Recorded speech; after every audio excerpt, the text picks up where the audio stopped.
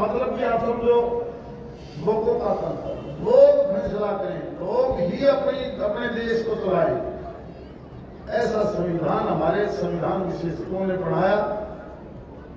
तो डॉक्टर राजेंद्र प्रसाद थे, डॉक्टर भीमराव अम्बेडकर थे, कितने लोग थे जिन्होंने इतना लंबा समय दिया उस संविधान को लिखने। और आज हम उस संविधान को लेकर जब भी कोई बात आती है तो हम संविधान की कसम नहीं खाते। क्यों खाते हैं कि संविधान से हम अलग नहीं है। तो मानता हूं कि संविधान में अमेंडमेंट करने पड़ती है समय के अनुसार, लेकिन मूल संविधान को हम नहीं छेड़ते, हम नहीं करते। मूल संविधान वही रहेगा और जरूरी भी है। आज जब देश का बजट बनता है तो देश के वित्त मंत्री अलग अलग लोगों से राय लेते हैं कि बताइए आज के दिन हमें जो नया बजट पेश करना है तो हमें किस तरफ जाना है। इंडस्ट्री का हो, एग्रीकल्चर सेक्टर का हो, लेबर क्लास का हो, सर्विस सेक्टर का हो, कोई दूसरा व्यापार हो। प्रदेश के वित्त मंत्री भी आज मुख्यमंत्री के पास वित्त मंत्रालय है तो वो भी सबसे राय लेते हैं। लेकिन अभी ग्राम पंचायतें जब भी गांव का एक साल का लेखा जोखा बनाते हैं, मैं मान के चलता हूं कि वो अभी सभी ग्राम सभा की मीटिंग में इस प्रकार से प्रस्ताव लेके आगे नहीं बढ़ते। सबका साथ, सबका विकास अभी संभव है जब केंद्र और प्रांत की तरफ पर हम गांव स्तर पर भी ये मेरा, ये दूसरे का ये नाम है। ये देश जब आजाद हुआ 1947 में, और 47 के बाद जब 1950 में संविधान लागू हुआ, जिसकी वजह से आज का ये दिन 26 जनवरी को हम गणतंत्र दिवस मनाते हैं, उससे पहले का भारत, आज का भारत, अगर उससे पहले का भारत जिसने देखा है, कुछ एक लोग अब भी जिंदा हैं जिन्होंने उस वक्त का भारत देखा, क्या था क्या नहीं था। कोई चीज ऐसी नहीं थी जो इस देश में बढ़ती हो। देश में खनिज पदार्थ तो थे, लेकिन उनको अंग्रेज निकाल के अपने देश में ले जाते, वहीं से बना के हमारे को बेच देते। आज जिस भी गांव में जाते हो, कोई गांव ऐसा देखा है जिसके घर में ट्रैक्टर ना हो। जब खेती का काम करता है तो कोई भी आदमी आज ऊंट और बैल से खेती नहीं कर पाता, लेकिन थोड़े साल पहले हम जो हाथ से काम करते थे, और आज सारा का सारा काम अगर हम करते हैं तो अपने बनाए हुए ट्रैक्टर से, औजार से, यहां तक नहीं गेहूं काटोगे तो भी, सरसों निकालोगे तो भी मशीन आ गई। आरम बंगला मुझे याद है अब तक, रसिया के बनाए हुए DT 14, DT 28 ट्रैक्टर आते, तो जर्मन का बनाया हुआ ट्रैक्टर आता था, बड़ा मुश्किल से कहीं कहीं दिखाई देता था। लेकिन आज कार भी देखोगे तो पता नहीं सैकड़ों प्रकार की आ गई, स्पीड का पता नहीं, दूसरी चीजों का नहीं, हमें पता ही नहीं था किसी चीज का, क्योंकि हमारे पास पर सैकड़ों सैकड़ों साल दूसरे लोगों ने राज किया, उन्होंने हमारे को दिया कुछ नहीं, ना हमारे को बताया। यूं समझ के कि ये तो पशुओं जैसे आदमी यहां से ले जाओ। लेकिन आज के दिन देखो, हम न केवल अपना बल्कि हम एक्सपोर्ट करते हैं एग्रीकल्चर सेक्टर से बनाए हुए इंप्लीमेंट को, ट्रैक्टर को भी, दूसरे औजारों को भी, डिफेंस को भी। ऐसी कौन सी चीज है जब हमारा देश, अमेरिका जैसा देश जब कहता है कि हम टैरिफ लगा देंगे, हम भारतीय सामान के ऊपर टैरिफ लगाएंगे, क्या आजादी से पहले ऐसी कोई थी? तब तो हमें इंपोर्ट करना पड़ता था सारी चीज। आज इस पोजिशन में हम, क्या अमेरिका जैसा ताकतवर देश की हिंदुस्तान का सामान हमारे देश में नहीं आना चाहिए, अगर जाओगे तो आपको टैरिफ पड़ा। और एक पदार्थ नहीं, लेकिन मजबूर है अमेरिका जैसा देश भी, यार वो तो नहीं, दवाइयां शब्दों में तो टैरिफ लगाऊंगा कोई नहीं, हम तो दूसरी चीज हम लगाए। हर रोज बदलना पड़ता है ऐसे आदमी को भी। आज दुनिया के बहुत से देश आपकी तरफ इंतजार करते हैं, आपकी तरफ कि हिंदुस्तान कहां से चला था, कहां चला गया। मुझे याद है जब खाद्यान्न पदार्थ की कमी हुई, किसी देश के लाल बहादुर शास्त्री ने एक दिन का व्रत रखने की कही, एक दिन खाना मत बनाओ। फिर हरित क्रांति के नाम से कुछ एक चीजें हमने बाहर से ली, डीएपी यूरिया जैसे बहुत से ऐसे पदार्थ आपके पास आए, खाद के तौर पर आए, और आज आप हैरान रह जाओगे। दुनिया के बहुत से देश ऐसे हैं जो इंतजार करते हैं फल फ्रूट सब्जी गेहूं और चावल हिंदुस्तान में मिलते हैं, हिंदुस्तान से। ये किसकी देन है? इस देश का किसान मजदूर जिस मेहनत से काम करता है और जिस तेजी से हमारी साइंस हर प्रकार के आगे बढ़ी है, उसी का परिणाम आज हिंदुस्तान का बढ़ता कदम है। इसलिए तो देश का प्रधानमंत्री जी चाहते हैं कि 1947 तक हमें विकसित देश बनना, इसलिए चाहते हैं हम। एक समय था हमें किसी चीज का पता ही नहीं था, 1947 से पहले बिजली के बारे में देखते थे तो एक आध आदमी को बड़े शहरों को पता था कि बिजली कैसे बनती है, कहां से आती है। और आज वही बिजली जो कभी केवल कोल और हाइडल से बनती थी, एटॉमिक पावर से बनती थी, आज आप हैरान रह जाओगे कि सूरज की डूबते भी सोलर प्लांट और बिजली तैयार, घरा बना लो, खेत बना लो, दुकान बना लो। इतनी बड़ी देन। अब कई चीजों में आप देखोगे, अगर डिफेंस का मामला देखोगे, 62 से पहले जब चाइना की लड़ाई हुई तो हमारे पास हथियार ही नहीं थे। हमारे लोगों ने टूटी फूटे हथियार से जो सेकेंड वर्ल्ड वॉर के बाद हमारे पास बचे हुए थे ऑर्डिनेंस फैक्ट्री के, उन्हीं से हमें काम करना पड़ा। और आज हम न केवल बॉर्डर सुरक्षित कर पाए, बल्कि हमने खुद अपनी फैक्ट्रियों में हथियार बना लिए, फाइटर जहाज के तौर पर हो, दूसरे साधन हो, टैंक से लेकर कोई ऐसी चीज नहीं जो आज हम अपने यहाँ पैदा ना करें। कुछ एक चीजों की कमी है तो हम पीपीपी मॉडल पर क्या कहीं पार्टनरशिप में विदेशों से सहायता लेते भी हैं, देते भी हैं। और इस बार तो आप पिछले 5 साल से देखते होंगे कि हमने डिफेंस की बहुत चीजों का एक्सपोर्ट करके वहां से भी पैसा कमाया है, हम देशों को भी दिया। केवल यही नहीं, आप चारों तरफ से देखोगे इस गणतंत्र का, इस संविधान का इतना बड़ा लाभ इस देश को है। आपने पाकिस्तान में भी देखा होगा, वो भी कभी न कभी अपने आप में जब हमारे से अलग हुए, वो भी एक डेमोक्रेटिक, उनका भी कोई संविधान होगा, बांग्लादेश का भी होगा, अफगानिस्तान का भी होगा, दुनिया के दूसरे देशों का भी होगा। लेकिन उन लोगों में सबसे बड़ी खराबी और कमजोरी क्या थी कि उन्होंने अपने संविधान को सुरक्षित नहीं रखा, संविधान को नहीं बचाया। और संविधान न बचाने की वजह से कभी कोई आदमी कब्जा कर लेता है, कभी दूसरा कब्जा कर लेता है, कभी दूसरा गेन आ जाता है, कभी अमेरिका द्वारा भेज दिया जाता है कि तुम बांग्लादेश के अंदर आगे राज कर ले, कभी पाकिस्तान में यही हाल होता है। इसलिए आज जरूरी है कि संविधान बचे। आज भी हमारे देश में कुछ एक लोग इस संवैधानिक और संविधान को कमजोर करने की कोशिश करते हैं। जिस दिन आपका संविधान कमजोर पड़ जाएगा, ये पाकिस्तान और बांग्लादेश वाले हालात हो। बस सबसे पहले जरूरी कि संविधान बचा रहे, और संविधान को कमजोर करने की कोशिश किसी भी बड़े या छोटे आदमी को नहीं होनी चाहिए। हम कई बार हमारे कुछ एक साथी विदेशों में जाके कह देते हैं कि हिंदुस्तान में संविधान के ऊपर खतरा है।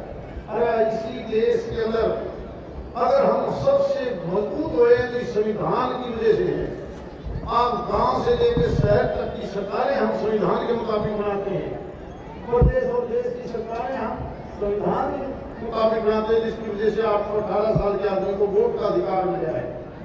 और जब भी वो वोटर फैसला लेता है, मनपसंद सरकार बनाकर वही सरकार आपके वोट के कारण बताए हुए कामों को इम्प्लीमेंट करता है। और इम्प्लीमेंटेशन के लिए वो कहता है कि कनेक्टिविटी के नाम पर रेल हो, सड़क को आप ये काम कीजिए।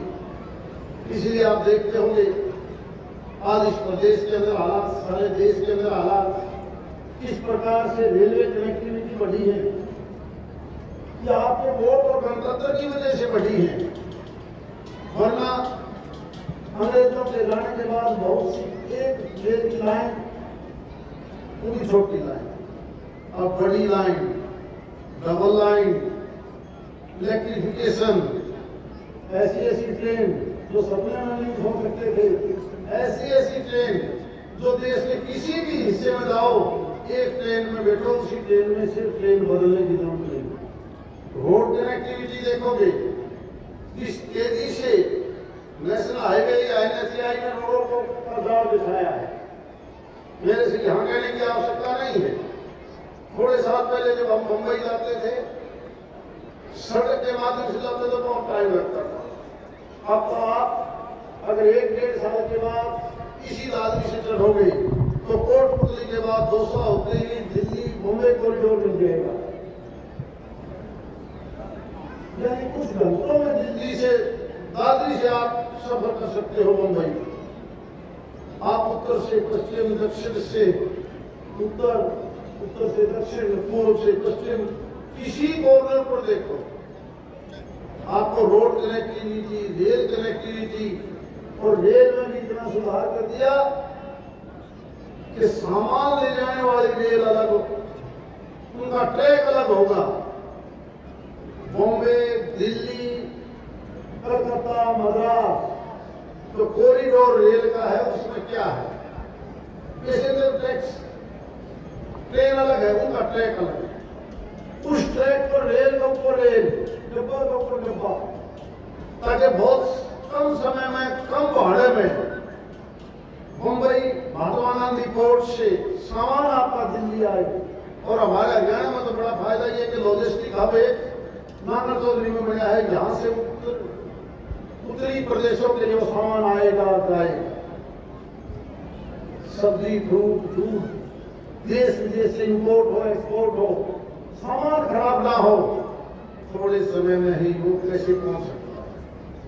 एग्रीकल्चर सेक्टर के किसान के लिए भी हर स्टेशन के ऊपर एक प्रावधान किया गया है कि आप अपना सामान फला दुकान पर रखोगे और वहां से आप उसी ट्रेनों के माध्यम से ले जा सकते हो। अभी इस चीज का हमें पूरी तरह से बताया नहीं गया, समझा नहीं पा रहे, जिसकी वजह से लोग कहीं न कहीं गलती कर बैठते हैं। आज जरूरत भी है कई चीजों, जहां हम विकास की तरफ से तेजी से दौड़े हैं, वहां आप कहीं न कहीं गलती भी कर बैठते हैं। खाद्य पदार्थ के बारे में, सब्जियों के बारे में जितना आज सरकार फायदा आपको दे रही है, शायद कोई घर बचा होगा हरियाणा में जो सरकार से सरकारी पैसा ना लेता हो। कोई तनख्वाह का लेता है, कोई डिस्ट्रिक्ट के अंदर काम करता है, और जो किराए में काम नहीं करता वो पेंशन लेता है। किसान सम्मान निधि भी लेता है।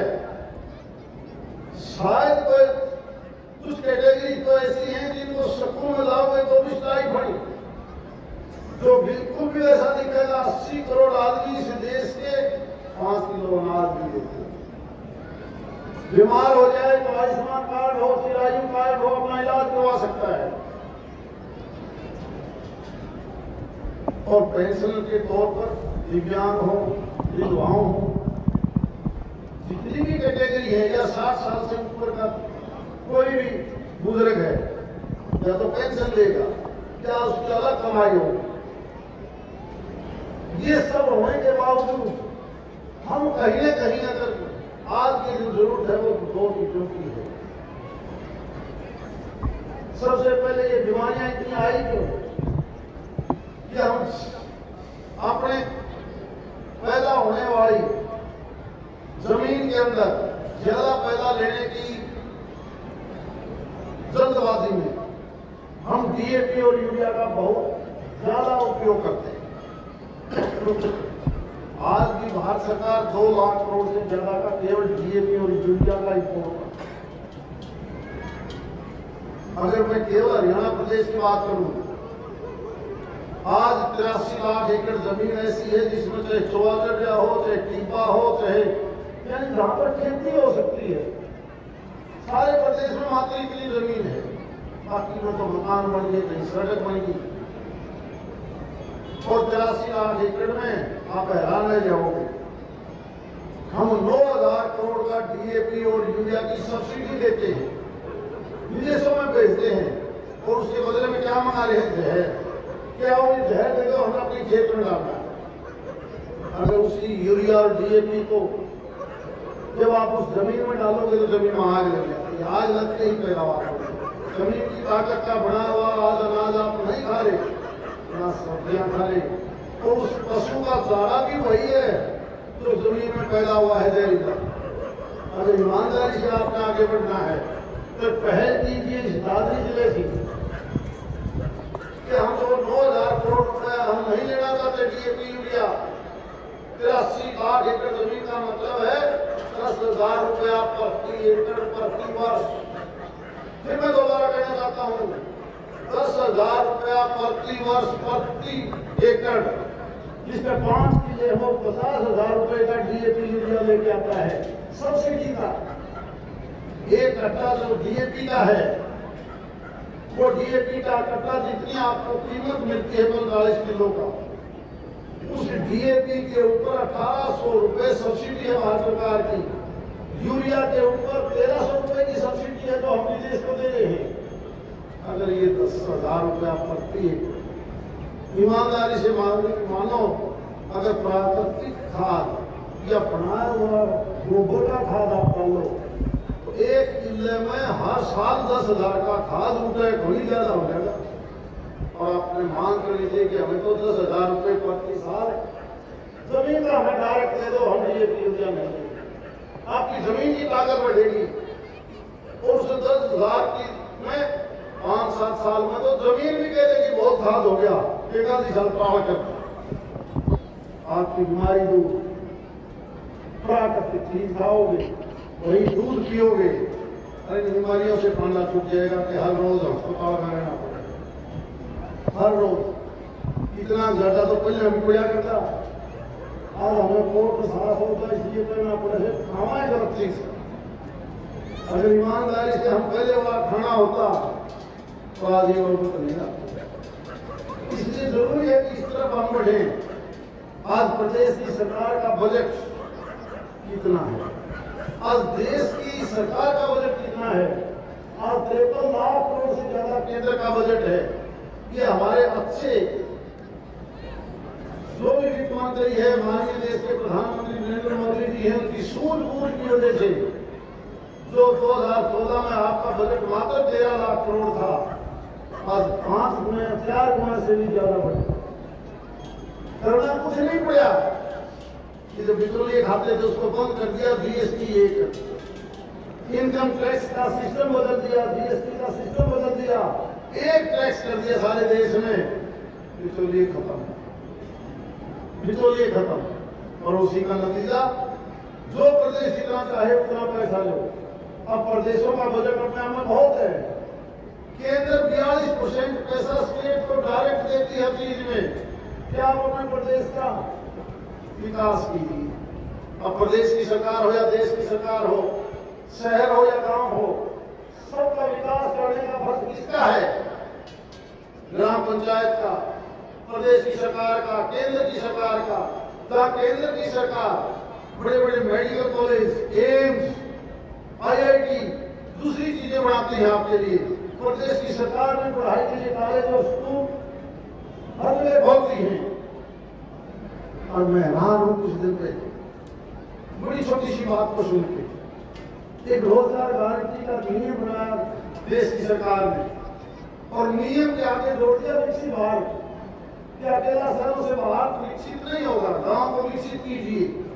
ये जो रोजगार गारंटी है इसके अंदर इस विकसित भारत को जोड़िए, जिसका नाम बीपी रखा गया।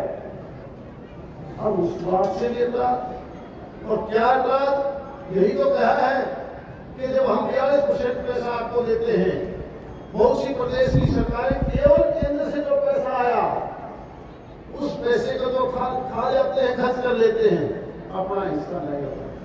और जब तक हर आदमी का हिस्सा उसमें नहीं होगा तो ये मानेगा सरकारी पैसा में से खा गया। इसलिए बहुत से प्रदेश ऐसे थे जिनमें केंद्र का उस नरेगा के नाम से जो पैसा आता था सेंट्रल सरकार से, वो हिस्सा हमारा। और जब स्टेट ने पैसा देने के लिए मेटेरियल के नाम पर आया, आज की दादी के भूसे गांव में आप सुनोगे कि मेटेरियल का पैसा तो मिला है। क्या है ये? 42% प्रदेश की सरकार को भूले का पैसा आता है, तो बिल्डिंग मेटेरियल का पैसा कहाँ गया? वो क्योंकि स्टेट को उसका कुछ हिस्सा देना पड़ता था, 10% के नाम से जो था। आज वो 60-40 इसलिए किया गया है कि हम आपको 42% पैसा देते हैं, उसमें से आप विकसित गांव के लिए भी कुछ पैसा दीजिए। आप ग्रामीण विकास का अलग से पैसा है। और कुछ एक प्रदेश क्या कहते हैं कि नहीं, वो गलत कानून। गलत क्या है? उसमें पहले केवल ये था कि खड़ा खोदो, हाजिरी किसी की लगाओ ना लगाओ, और आज 90% देश की पंचायतों में तलवार रखती है, तू नरेगा में खा गया तो दूसरा नाम लिखते, सारे स्वतंत्र बच्चे। अब भी कोई एमएलए मंत्री जाएगा जो कहते नरेगा का नाम ना ले, देगा जी 5 के द्वारा। क्यों? क्योंकि उसके अंदर घपले ज्यादा है। इस प्रकार हम संविधान में अमेंडमेंट करते हैं, एक अच्छा अमेंडमेंट आगे नहीं, आप केवल खड़े खोदोगे नहीं, केवल रोजगार नहीं, इसका रोजगार का रिजल्ट भी दोगे। इस रोजगार से उस गांव का सफाई काम भी बने। उदाहरण के तौर पर बाढ़ आई, और बाढ़ के अंदर जब बहुत से गांव में पानी के डालों में, तो हमने कहा कि इसमें मनरेगा से काम लीजिए। कहने लगे जी वो तो इसके अंदर शामिल नहीं है। अब उसने क्या कर दिया कि बारिश का या दूसरा पानी का जल संसाधन मंत्रालय को भी शामिल कर दो। रोड की खुदाई के बाद पक्का स्ट्रक्चर, उस पानी के निकासी के लिए पाइपलाइन, या उस जोड़ को नहर से भरने के लिए कोई नाली बनानी पड़े, इंजन लगाना पड़े, वो भी उसमें शामिल हो सकता है। आप गांव का कोई भी डेवलपमेंट का काम, कोई भी गली सड़क से लेके स्कूल के कमरे से लेकर आंगनबाड़ी तक, अब बहुत से स्टेडियम बने हुए हैं, स्टेडियम में ट्रैक नहीं है। अब इस रोजगार गारंटी में विकसित भारत को सारे शामिल कर दिए, ये सारे काम किया गया। ये कन्वर्जन के हिसाब से स्टेट के जो पैसा है उस पैसे को कन्वर्ट भी कीजिए, रोजगार गारंटी को भी शामिल कीजिए, और गांव का पूर्ण रूप से विकास होता है। 20 साल से कोई देखा कि ये पैसा कहाँ लगा है पता लग जाए। जाने वाले इस पंचायत के खिलाफ लोग शिकायत करते हैं, वो खा गया रोजगार मनरेगा, अब नहीं खा पाएगा। अरे जब तुम 42% पैसा ले रहे हो, उसमें से आप वोट देने के लिए तरह तरह के प्रलोभन देते हो कि अब हमें वोट दे दिए, हम आपको फ्री दे देंगे। लेकिन डेवलपमेंट के नाम पर हम पैसा नहीं देंगे, ये पॉलिसी।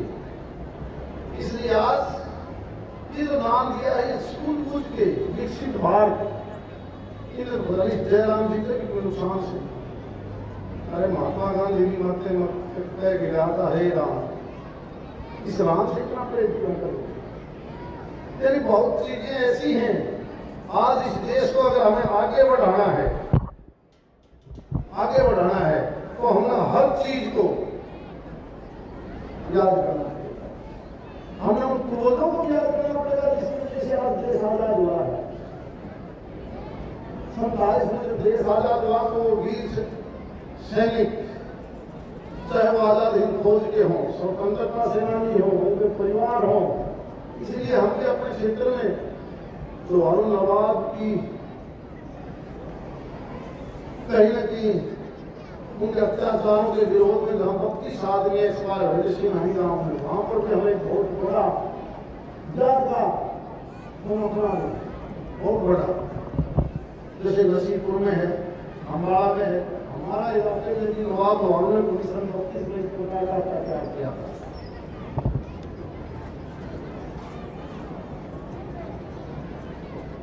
आज का दिन देश के लिए जो इतना महत्वपूर्ण है, देखिए केवल हम इंसान के लिए नहीं, आज तो हम पशुओं के लिए भी, भेड़ बकरी के लिए भी, मछलियों के लिए भी एग्रीकल्चर सेक्टर में जो किसान काम करता है, मतलब बधाई देता हूँ प्रदेश के मुख्यमंत्री नायब सैनी को, इन्होंने असली गऊ, हरियाणवी गऊ, देसी गाय जो भी खरीदेगा उसको भी 30,000 रुपये दिए, 30,000 के देगा। और गऊ का दूध अमृत है, अमृत। ये जो दूसरे है ना बाहर वाले डांगर कुशवारे काले पीले, इनका दूध मतलब टीकी में हाथ से, हमें इसकी तरफ बढ़ावा नहीं देना चाहिए। असली जो गाय है, ये हमारे बुजुर्ग गाय का हाथ क्यों फेरते थे, हाथ फेरने में भी बहुत सी बीमारी ठीक हो जाए, गोमूत्र से भी, गोबर से भी, और दूध का तो कहना है। इसलिए डॉक्टर लोग क्या कहते हैं, भैंस का दूध छोड़ दो, ठीक होना तो गाय का ले लो, और कई तरह की बीमारियां होने बकरी का दूध ये ठीक हो गया। आप उस तरफ अगर आप जब तक नहीं लाओगे तो मैं नहीं मान नहीं करता। इस देश को अगर विकसित देश बनाना है तो हर बच्चा, हर आदमी स्वस्थ रहे, हर बच्चा और हर आदमी। जहाँ केंद्र और प्रदेश की सरकारें हेल्थ के नाम पर इतना ज्यादा आपको फायदा दे रही है, हमें भी ऑर्गेनिक सिस्टम की तरफ बढ़ना चाहिए। और आपको प्रदेश की सरकार ने जिस प्रकार से निर्णय लिया है, खासकर रोजगार के नाम पर, पढ़ोगे तो आपको भी पड़ेगा कि लोग धीरे धीरे भूल गए। तबादला हो, नौकरी प्राप्त करनी हो, मेरिट पर आ गया वो लड़किया, शुरू में तो हमारे बड़ी दिक्कत आई थी कि हमारा पढ़ना छुट गया, कोई आमदाय को निकले मतलब पता लेते हो। अब ये सिस्टम बढ़ गया, कोई आदमी हो पढ़ेगा तो लगेगा, पढ़ेगा तो लगेगा, वो सिस्टम चला गया। क्योंकि आज एक ऐसे दिमाग की जरूरत है, और दिमाग इस देश से ज्यादा बच्चों में दुनिया के किसी देश में नहीं हो सकता जितना दिमाग इस हिंदुस्तान के बच्चे का। मैंने बढ़िया बनाया कंप्यूटर है हमारा, तो हमारे बच्चों का तो उनको बस काम दे दो, तुम ये काम कर दो। गलती सिर्फ हम ये करते हैं, जो डॉक्टर बनना चाहता है उसने इंजीनियर बना बैठते, जो इंजीनियर बनना चाहता है सब सुना हम कह देंगे कि तुम है। इसीलिए जो नई शिक्षा पद्धति आई है वो यही तो कह रही है कि बच्चों को पहले देखो क्या चाहता है, कोई काम देखो। अगर खिलाड़ी बनना चाहता है तो खिलाड़ी बनाओ, देखो खिलाड़ी तो इस देश में सबसे ज्यादा अगर खिलाड़ी है तो हिंदुस्तान में हमारे यहाँ का है, हरियाणा प्रदेश का है। कुछ एक गेम ऐसे हैं हरियाणा प्रदेश में, कबड्डी कुश्ती अगर कहीं ज्यादा है तो इस दादरी में है। देखते हो क्या, केवल खिलाड़ी के तौर पर नहीं, इस देश की रक्षा सुरक्षा के अंदर अगर कहीं सबसे ज्यादा आपको जवान मिलेंगे तो हमारे हरियाणा के। और हरियाणा में भी मैं तो मानता हूँ नंबर 1 तो यही है कि वो दादरी महेंद्रगढ़, कुछ इलाका झज्जर का, कुछ इलाका रेवाड़ी का, यहाँ के तकरीबन बहुत से घरों में शुरू से लेकर आज तक हर घर में या तो फौजी मिलेगा या पैरामिलिट्री घोषित का आदमी मिलेगा।